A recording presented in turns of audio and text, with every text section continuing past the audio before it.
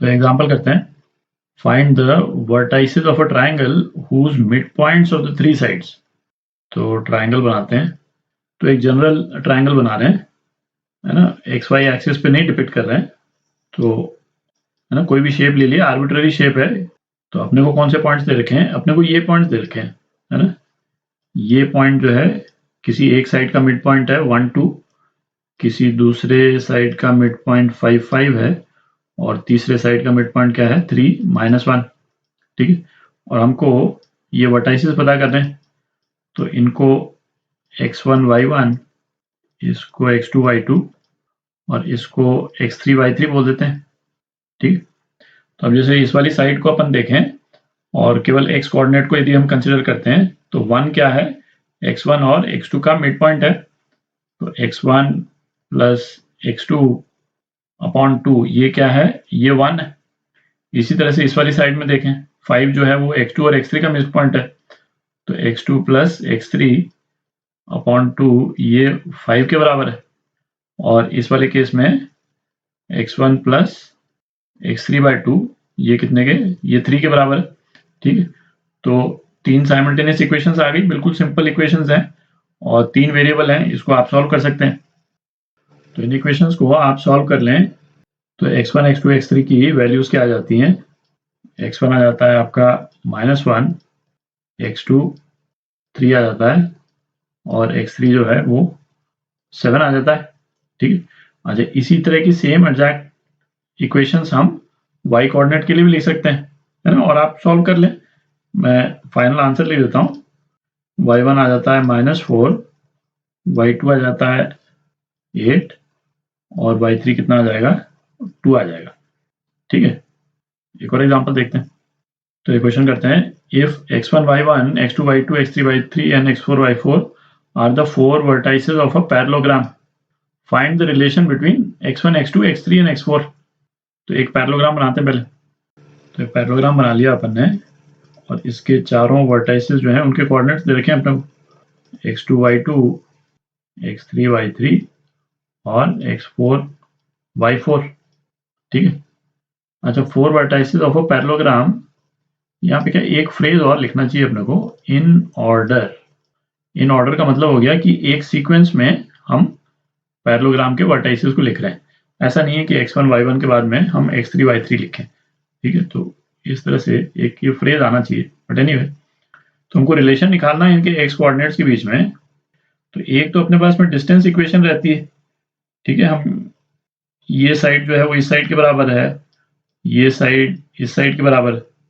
अपन equation लिखेंगे तो एक तो स्क्वायर टर्म्स आएंगे और फिर उसमें y की भी टर्म आएगी, तो हमारा पर्पस सॉल्व होता नहीं है।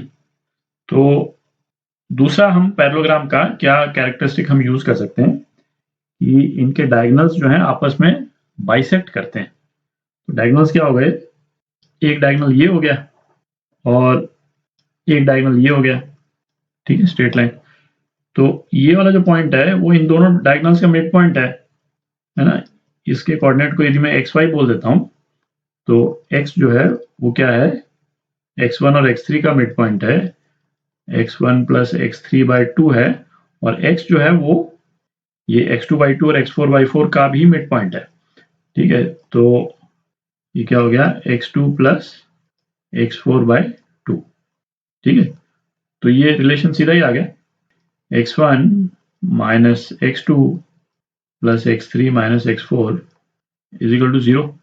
ठीक है, तो ये आपका आंसर, ये रिलेशन है इनमें। एक और एग्जांपल देखते हैं। तो ये क्वेश्चन करते हैं, in what ratio does the x axis divide the line joining the points, है ना, दो पॉइंट दे रखे अपने को। अच्छा, also find the point which divides this line. ठीक, तो ऐसा करते हैं, पहले एक है ना एक्स वाई एक्सिस बनाते हैं, उससे थोड़ा आइडिया लगेगा।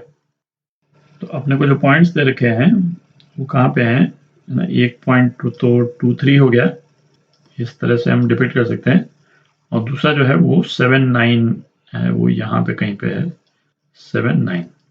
ठीक है, अच्छा, हम क्या बोल रहे हैं कि एक्स एक्सिस इसको डिवाइड कर रही है। ठीक है, तो इन दोनों पॉइंट्स को यदि अपन ज्वाइन कर दें तो लाइन जो है वो कुछ इस टाइप की बन जाती है ना। इस पॉइंट को यहाँ मान लेते हैं अपन, कुछ इस टाइप की बन जाएगी। ये ओरिजिन किस तरफ कट कर रही है, इसके आगे कट कर रही है, मुझे नहीं मालूम है ना, एक रफ बनाया है। पर ये तो क्लियर है कि एक्स एक्सिस जो है वो इस लाइन को एक्सटर्नली डिवाइड कर रहा है, आप देख रहे हैं। तो एक्स एक्सिस जो बाइसेक्ट करेगी इन दोनों पॉइंट्स को कनेक्ट करने वाली लाइन को, वो एक्सटर्नली डिवाइड कर रही, ठीक है। तो इस वाले पॉइंट को यदि मैं P बोल देता हूं, इस पॉइंट को A और इसको B बोल देते हैं, ठीक है। अच्छा, तो कोई भी पॉइंट जो है वो दो पॉइंट्स के बीच वाली लाइन को एक्सटर्नली जब डिवाइड करता है तो उसका रिलेशन जो है वो क्या होता था, एक बार यहाँ पे लिख लेते हैं उसको दोबारा। A और B दो पॉइंट्स हैं और ये पॉइंट P जो है इनको एक्सटर्नली डिवाइड कर रहा है। इसको अपन M बोल दें, इसको N बोल दें, है ना। किसी को भी N बोल सकते हैं, किसी को भी N बोल सकते हैं। बस ये ध्यान रखना है कि AP बाय BP ये M बाय N के बराबर है, ठीक है। तो इस वाले पॉइंट के जो कोऑर्डिनेट्स हैं, तो A के कोऑर्डिनेट यदि x1 y1 है और B के कोऑर्डिनेट x2 y2 है, तो P का जो x कोऑर्डिनेट है वो क्या हो जाता था, m x2 minus n x1 upon m minus n, ठीक है, ये हो जाता था। और इसी तरह से हम P के y कोऑर्डिनेट की भी इक्वेशन लिख सकते हैं, बेसिकली बीच में माइनस आ जाएगा। तो यहाँ पे भी ये एक्सटर्नल डिवीजन वाला जो रिलेशन है इसको हम लगाते हैं। तो AP को हम m मान लेते हैं और BP है ना, BP ध्यान रखें BP ये है ना, ये पूरा पोर्शन BP है, तो ये n आ गया, ठीक है।